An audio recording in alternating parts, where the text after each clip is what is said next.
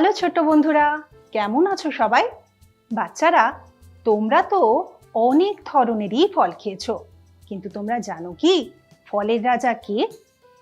আম হলো ফলের রাজা।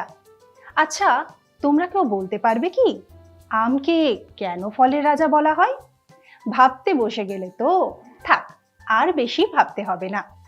আমি আজ তোমাদের ফলের রাজা আমের একটা গল্প বলবো।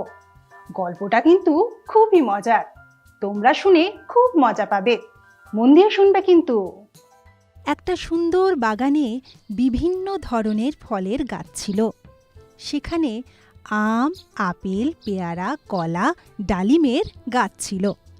প্রত্যেকটি ফলই নিজের নিজের জায়গায় খুবই সুন্দর আর ভালো খেতে ছিল। বাগানের সব ফলই সবসময় সেই বাগানের মালি রামু কাকার দৃষ্টি আকর্ষণের চেষ্টা করত। এই বাগানেই সবথেকে পুরনো এবং সবথেকে বড় ছিল আমের গাছটি। তার নাম ছিল আম রাজা। বাকি সব ছোট ছোট গাছ রাজা আম গাছের ছত্রছায়ায় বড় হচ্ছিল। সব গাছেরা আম রাজার খুবই প্রশংসা করত। নিম গাছ বলল, দেখো, আম রাজা আমাদের কত সাহায্য করেন।